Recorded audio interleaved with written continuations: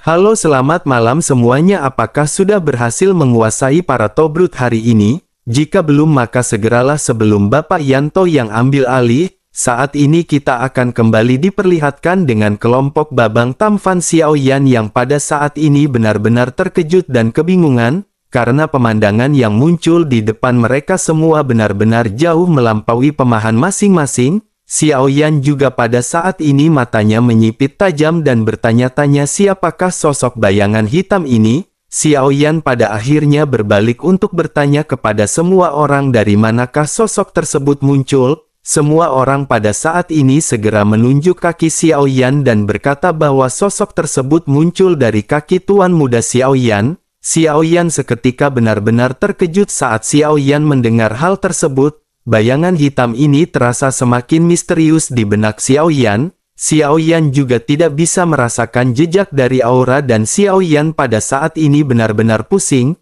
Xiaoyan pada akhirnya menganalisa hal tersebut dan tiba-tiba memikirkan sesuatu. Xiaoyan tiba-tiba menundukkan kepalanya dan melihat ke arah kakinya dan pada saat ini Xiaoyan benar-benar merasa sedikit terkejut. Xiaoyan melihat bayangan dengan sepasang mata yang memiliki cahaya keemasan yang terpancar dengan redup. Xiaoyan segera menyadari apakah mungkin itu adalah bayangan Xiaoyan sendiri. Xiaoyan benar-benar semakin bingung dan pada saat ini segera memanggil Zhan Lao untuk mendapatkan jawaban. Tetapi Xiaoyan pada saat ini menemukan bahwa Zhan Lao benar-benar tidak bereaksi dengan panggilan dari Xiaoyan. Pada akhirnya Xiaoyan segera pulih ketika Sui Juer pada saat ini segera berterima kasih kepada Xiaoyan. Xiaoyan hanya bisa tersenyum canggung karena pada saat ini pemikiran Xiaoyan benar-benar diguncang.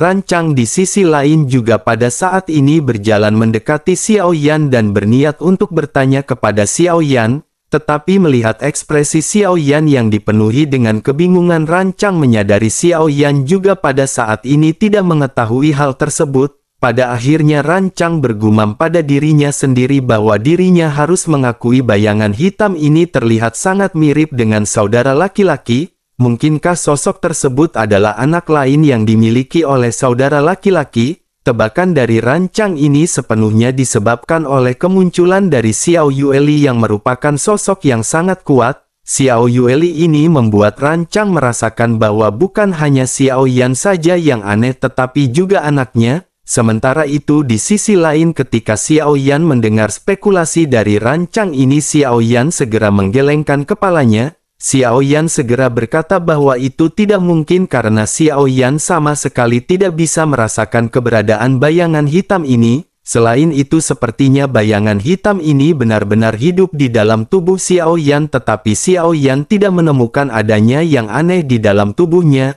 Rancang pun merenung sejenak mendengar apa yang baru saja dijelaskan oleh Xiaoyan. Pada akhirnya Rancang lanjut berkata jika begitu permasalahannya maka Rancang memiliki kemungkinan lain. Rancang segera bertanya kepada Xiaoyan, bukankah bayangan hitam ini hanya muncul setelah kekuatan saudara laki-laki mencapai dosian bintang 5? Xiaoyan pun memikirkan hal tersebut dan Xiaoyan menyadari bahwa sepertinya hal itu benar-benar masuk akal. Xiaoyan pada akhirnya menganggukkan kepalanya sementara Rancang pada saat ini kembali mulai berbicara. Rancang berkata bahwa sepertinya itu adalah bayangan dari kehidupan saudara laki-laki dari masa lampau. Xiaoyan pada saat ini kembali menyusutkan matanya dan bertanya apakah maksud dari saudara Rancang bahwa bayangan hitam ini adalah kehidupan Xiaoyan sebelumnya. Rancang pun mengangguk dan berkata bahwa tentu saja itu hanyalah tebakan dari Rancang. Xiaoyan pada saat ini kembali merenung dan berpikir dengan keras dan masih belum bisa menerima apa yang dikatakan oleh Rancang.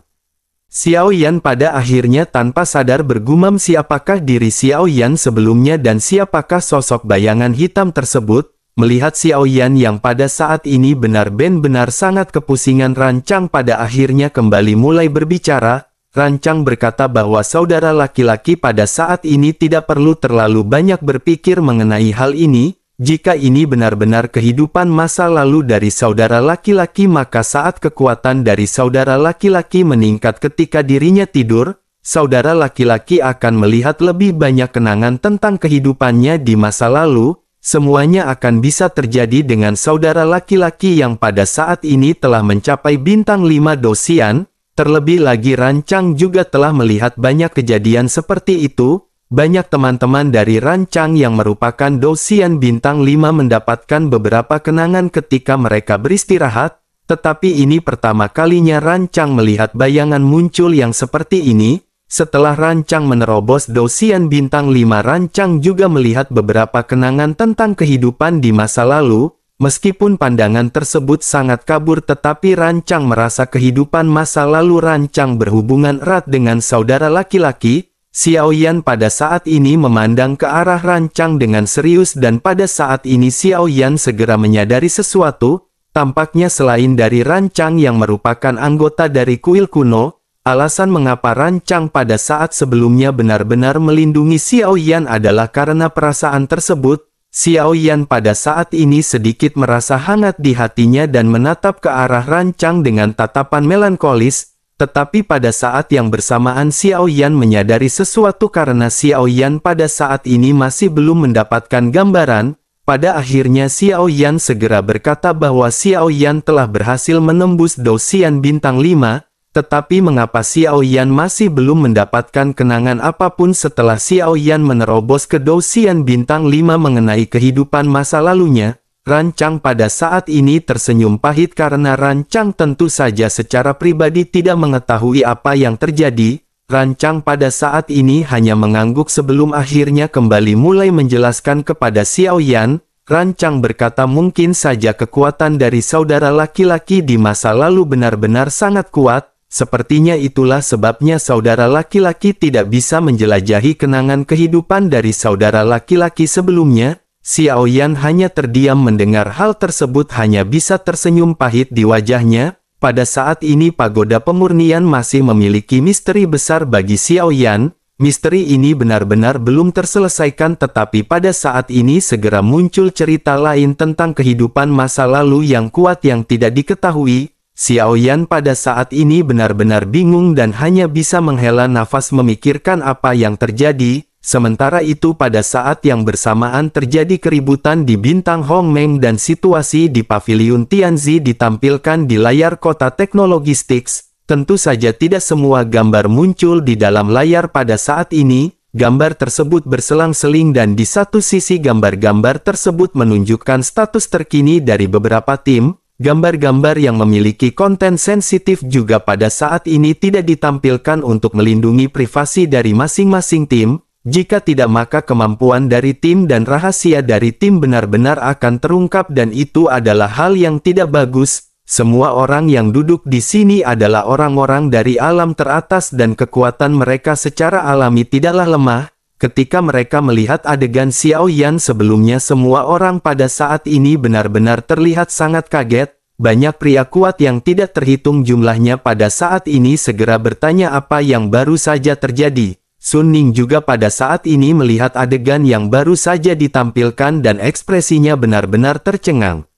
Sun Ning pada saat ini menatap ke arah pria yang baru saja dihancurkan oleh bayangan hitam dan dirinya sepertinya mengenali pria tersebut. Sun Ning pada akhirnya dengan penuh rasa tidak percaya segera berkata bahwa itu adalah Deng Hao, dan bukankah dirinya sudah lama mati? Bagaimana mungkin Deng Hao pada saat ini benar-benar bisa muncul di sini? Sun Ning pada saat ini benar-benar merasa sangat tidak nyaman, terlebih lagi ketika menatap ke arah Xiaoyan yang semakin lama semakin misterius. Ekspresi kekhawatiran pada saat ini muncul di wajah Sun Ning karena dirinya memahami bahwa tim Fearless yang berasal dari alam bawah ini benar-benar tidak biasa. Bersamaan dengan Sun Ning yang pada saat ini benar-benar sangat was-was, banyak kerumunan yang pada saat ini berbincang-bincang.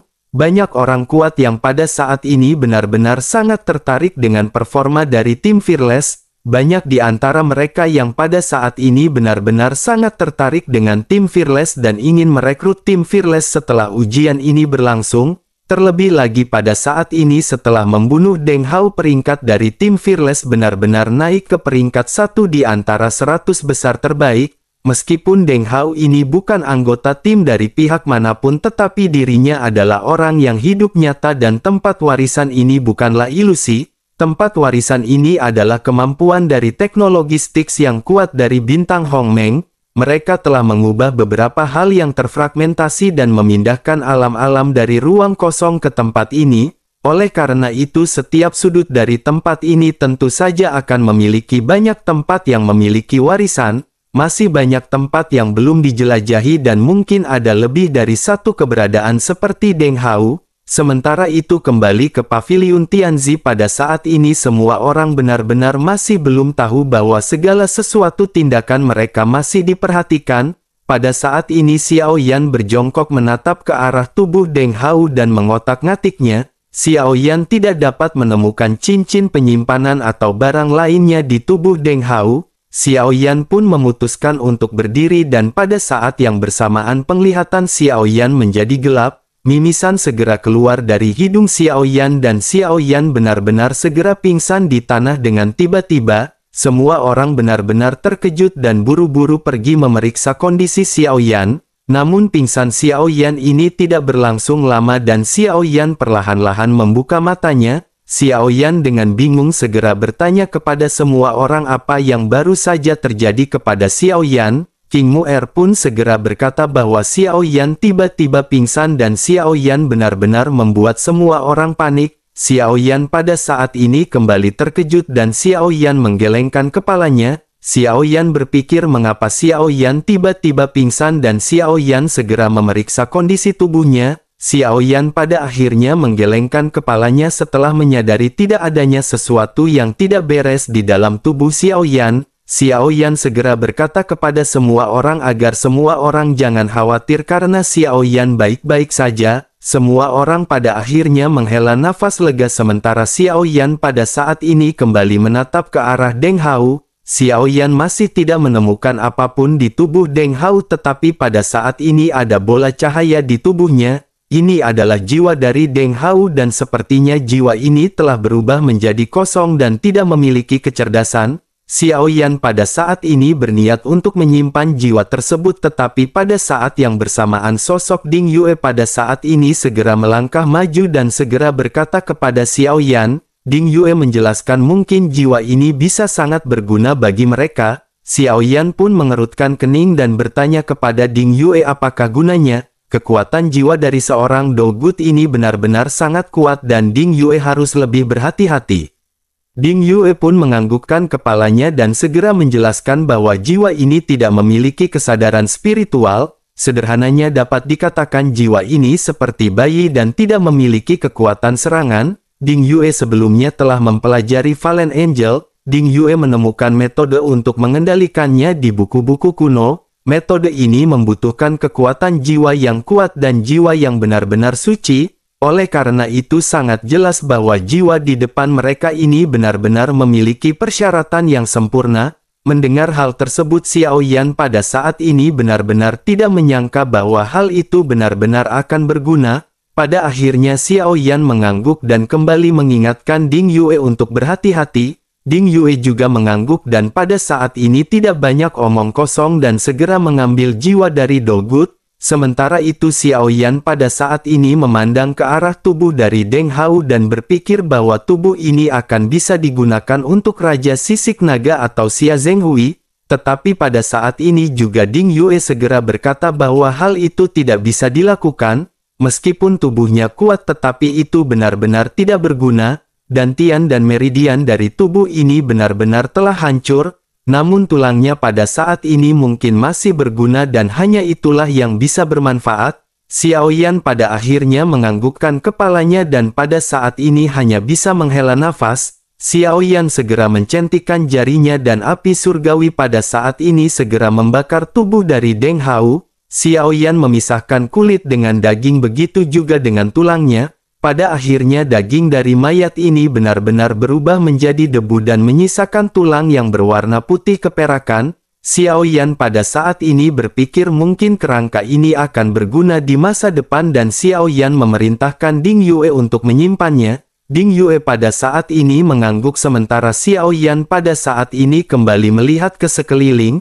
Xiao Yan segera berkata kepada semua orang bahwa mereka pada saat ini harus segera berkeliling dan melihat-lihat. Semua orang pun mengangguk. Pada akhirnya mereka pada saat ini segera memulai perjalanan. Di hadapan semua orang pada saat ini ada paviliun dan pepohonan di depan mereka menjadi semakin lebih jelas. Semua orang bisa melihat adanya 5 buah yang berada di pohon dan semuanya memancarkan cahaya keemasan. Semua orang segera menyadari bahwa buah-buah ini terlihat seperti apel. Sui Juer yang memiliki pengetahuan luas mengenai buah-buahan langka dan eksotis pada saat ini benar-benar terkejut. Sui Juer segera berkata, bukankah ini adalah buah bijin mengkilap? Mendengar hal tersebut Xiao Yan pada saat ini segera bertanya kepada Sui Juer apakah gunanya. Sui Juer pada akhirnya segera menjelaskan bahwa dirinya telah mendengar buah tersebut dapat meningkatkan kekuatan fisik. Ini adalah buah yang sangat langka dan sulit untuk ditemukan. Namun sangat disayangkan jumlah dari mereka pada saat ini hanya ada 5.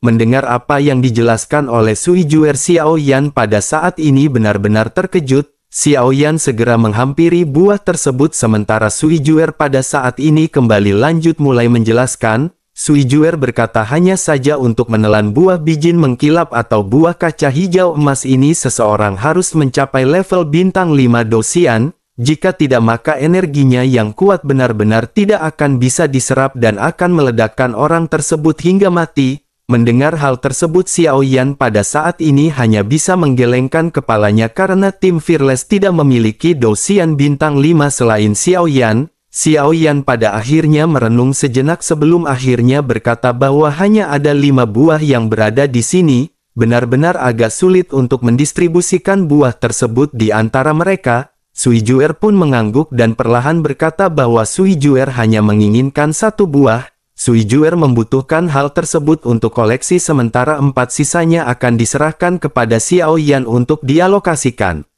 Mendengar hal tersebut Xiao Yan pada saat ini menganggukkan kepalanya karena 4 buah ini sudah cukup banyak bagi Xiao Yan. Pada akhirnya Xiao Yan segera meraih semua buah itu dan menyerahkannya 1 kepada Sui Juer. Selanjutnya Xiao Yan memberikan 1 kepada Rancang tetapi Rancang pada saat ini menolak hal tersebut. Rancang mengatakan bahwa kekuatan fisik yang ditingkatkan dengan cara ini tidak cukup kuat. Xiao Yan juga menyerahkannya kepada Ye Feiyu tetapi Ye Feiyu juga menolaknya karena Ye Feiyu menyadari bahwa itu tidak berguna bagi Ye Feiyu. Pada akhirnya buah-buah ini benar-benar diserahkan kepada tim Fearless. Tetapi karena tim Fearless pada saat ini masih belum memiliki kualifikasi oleh karena itu Xiao Yan hanya menyimpannya. Xiao Yan hanya mengambil 1 untuknya sendiri dan sisanya akan diberikan kepada tim Fearless lainnya yang membutuhkan. Tepat ketika semua orang pada saat ini berdiskusi di sisi lain musik samar tiba-tiba terdengar dan semua orang segera menoleh ke arah paviliun. Mereka melihat sosok yang pada saat ini sedang duduk di paviliun. Sosok tersebut berpakaian hitam dengan rambut yang panjang di belakangnya. Kulitnya yang putih dengan fitur wajah yang tampan pada saat ini membuat semua orang menyipitkan mata masing-masing. Sementara itu Sui Juer pada saat ini berkaca-kaca menatap ke arah sosok tersebut dan tanpa sadar segera berteriak memanggil ayah. Tubuhnya seketika gemetar dan Sui Juer pada saat ini segera menghampiri sosok tersebut dan memeluknya. Semua orang juga pada saat ini menatap dengan terkejut ke arah sosok yang ternyata adalah Dewa Gunung Hitam. Sosok pria yang terlihat ramah ini pun pada saat ini segera menggumamkan nama Sui Juer sambil mengelus kepalanya. Sementara itu Sui Juer pada saat ini segera berkata kepada ayahnya bahwa dirinya jangan khawatir. Sui Juer pasti akan membalaskan dendam ayahnya dengan cara apapun. Mendengar hal tersebut pada saat ini pria tersebut hanya bisa tersenyum lembut. Pandangannya pada saat ini segera beralih menatap ke arah Xiao Zhan dan pria tersebut mulai berbicara perlahan. Dewa Gunung Hitam berkata agar pemuda yang telah menerima warisannya untuk segera datang. Xiao Zhan pun segera mengangguk dan menangkupkan tinjunya dengan hormat kepada pria tersebut. Sementara itu pria tersebut pada saat ini tersenyum dan segera bertanya bukankah namanya adalah Xiao Zhan? Dirinya benar-benar menyukai kepribadiannya dan apakah Xiao Zhan pada saat ini memiliki istri dan anak? Xiao Zhan pada saat ini berhenti sejenak sebelum akhirnya tersenyum pahit dan segera kembali menangkupkan tinjunya. Xiao Zhan segera berkata bahwa dirinya pada saat ini sudah memiliki seorang istri. Mendengar Xiao Zhan yang berkata seperti itu, pipi Qianning yang berada di belakang Xiao Zhan pada saat ini memerah. Meskipun mereka selalu bersama tetapi belum ada pernikahan di antara keduanya. Keduanya sama-sama berkomitmen untuk menjalani hubungan ini. Sementara itu di sisi lain Dewa Gunung Hitam pada saat ini menganggukkan kepalanya dan kembali tersenyum lembut. Dirinya lanjut berkata, jika begitu permasalahannya maka dirinya tidak akan memaksa dirinya kepada Xiao Zhan. Namun meskipun begitu pada saat ini ada beban berat yang harus dirinya percayakan kepada Xiao Zhan. Mendengar hal tersebut Xiao Zhan pada akhirnya segera berkata bahwa dirinya pada saat ini akan berusaha sekuat tenaga. Dewa Gunung Hitam mengangguk dan tersenyum mendengar apa yang baru saja dikatakan oleh Xiao Zhan. Setelah itu dirinya lanjut berkata kepada Xiao Zhan bahwa Xiao Zhan tentu tahu sebenarnya dirinya sudah lama meninggal. Karena Xiao Zhan telah menerima warisannya, oleh karena itu Xiao Zhan dapat dianggap sebagai murid pribadi dari Dewa Gunung Hitam. Dengan begitu maka mulai saat ini Xiao Zhan menjadi penguasa baru dari kota Tianzi. Xiao Zhan pada saat ini sedikit terkejut ketika Xiao Zhan mendengar apa yang baru saja diucapkan oleh Dewa Gunung Hitam. Xiao Zhan pada akhirnya segera berkata bahwa bukankah kota Tianzi sekarang telah terkubur di bawah tanah dan disegel oleh gua es yang sangat tebal? Bukankah kota Tianzi pada saat ini benar-benar sudah menjadi kota mati? Mendengar hal tersebut pada saat ini Dewa Gunung Hitam segera kembali berkata kepada Xiao Zhan. Dirinya bertanya kepada Xiao Zhan siapakah yang membantai semua orang dan siapakah yang telah menyegel kota Tianzi? Mendengar hal tersebut Xiao Yan pada saat ini menggelengkan kepalanya karena Xiao Zhan benar-benar tidak tahu. Xiao Zhan hanya mengetahui bahwa kekuatan yang sangat kuat yang pada saat ini ada di seluruh alam adalah aliansi Dosian. Pada akhirnya Xiao Zhan segera bertanya apakah semuanya pada saat ini dilakukan oleh aliansi Dosian. Mendengar hal tersebut Dewa Gunung Hitam pada saat ini tersenyum lembut dan menggelengkan kepalanya. Pada saat yang bersamaan di bintang Hongmeng setelah Dewa Gunung Hitam muncul, pemandangan yang tertampil di layar paviliun Tianzi tiba-tiba berhenti. Sepertinya adegan ini benar-benar sengaja tidak ditampilkan dan tidak ingin konten ini disebarluaskan. Tentu saja orang yang melakukan hal ini jelas merupakan master dari bintang Hongmeng yakni Zhu Xinliang. Sementara itu kembali ke Xiao Zhan yang pada saat ini masih merenung. Sementara itu Dewa Gunung Hitam pada saat ini segera berkata apakah Xiao Zhan berani menerima tanggung jawab yang berat ini? Meskipun Xiao Zhan tidak menerima beban tersebut Xiao Zhan masih akan menjadi murid langsung dari Dewa Gunung Hitam. Xiao Zhan pada saat ini benar-benar memiliki hak untuk memilih jalan yang akan dirinya tempuh sendiri. Mendengar apa yang baru saja dikatakan oleh Dewa Gunung Hitam Xiao Zhan pada saat ini tidak langsung menjawab. Xiao Zhan pada saat ini menoleh ke arah Xiao Yan sementara Dewa Gunung Hitam juga mengikuti tatapan dari Xiao Zhan. Dewa Gunung Hitam pada saat ini segera mengerutkan kening setelah menatap ke arah Xiao Yan. Dewa Gunung Hitam benar-benar membeku sebelum akhirnya dengan ekspresi ketidakpercayaan sosoknya segera melepaskan Sui Juer di dalam pelukannya dan sosoknya seketika berlutut dengan satu lutut. Arah kemana dirinya berlutut pada saat ini persis di mana Xiao Yan berdiri dan Xiao Yan benar-benar tercengang. Dewa Gunung Hitam pada saat ini berbicara dengan sungguh-sungguh dan sangat hormat ketika menyebut Xiao Yan dengan sebutan yang mulia. Xiao Yan benar-benar terkejut dan tidak tahu apa yang terjadi dan segera berbicara kepada Dewa Gunung Hitam. Xiao Yan bertanya apa yang dimaksud dengan Dewa Gunung Hitam. Sementara itu Dewa Gunung Hitam pada saat ini berhenti sejenak dan mengangkat kepalanya menatap ke arah Xiao Yan dalam-dalam. Jika Xiao Yan pada saat ini dengan hati-hati melihat di pupil mata dari Dewa Gunung Hitam, Xiao Yan akan bisa melihat bayangan di belakang Xiao Yan dengan mata yang memancar warna emas. Sementara itu Dewa Gunung Hitam pada saat ini mengedipkan matanya dan ketika dirinya kembali menatap ke arah Xiao Yan bayangan tersebut benar-benar menghilang. Lalu Dewa Gunung Hitam dengan gemetar segera berdiri dan menatap ke arah Xiao Yan. Dirinya sepertinya memahami sesuatu dan pada saat ini menganggukkan kepalanya. Sementara itu Xiao Yan pada saat ini menjadi semakin bingung dengan apa yang Xiao Yan alami. Bersamaan dengan Xiao Yan yang terdiam pada saat ini, Dewa Gunung Hitam dengan penuh hormat segera bertanya apakah ini adalah reinkarnasi dari Yang Mulia. Xiao Yan pada saat ini wajahnya dipenuhi dengan keraguan dan segera bertanya siapakah yang dibicarakan oleh Dewa Gunung Hitam. Siapakah sosok reinkarnasi dari Xiao Yan, dan Xiao Yan pada saat ini benar-benar ingin mengetahuinya. Mendengar hal tersebut pada saat ini Dewa Gunung Hitam sedikit terkejut. Mulutnya menganga dan pada saat ini dirinya tampak memiliki beberapa keraguan.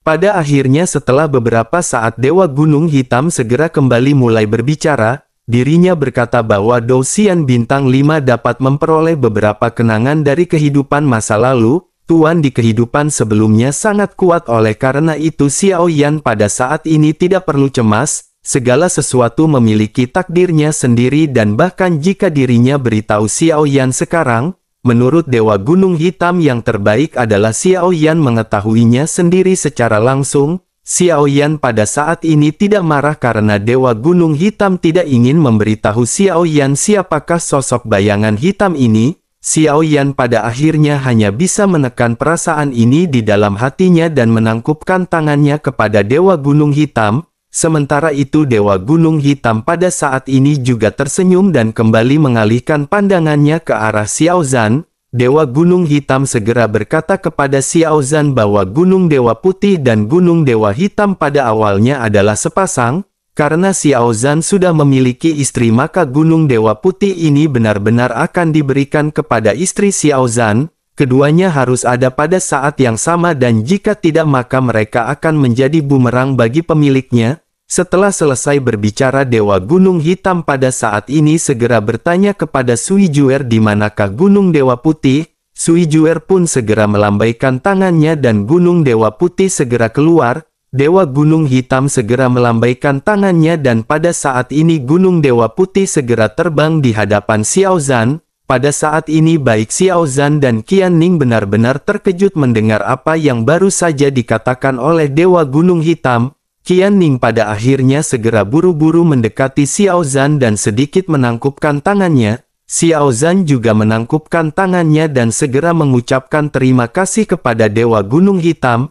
Pada akhirnya Dewa Gunung Hitam segera menyerahkan Gunung Dewa Putih ini ke tangan Qian Ning. Sui Juer juga pada saat ini tersenyum karena dirinya secara alami memahami niat dari ayahnya. Terlebih lagi ketika dirinya melihat Gunung Dewa Putih yang pada saat ini berada di tangan Qian Ning, sepertinya Gunung Dewa Putih ini benar-benar jauh lebih cocok di tangan Qian Ning jika dibandingkan dengan Sui Juer.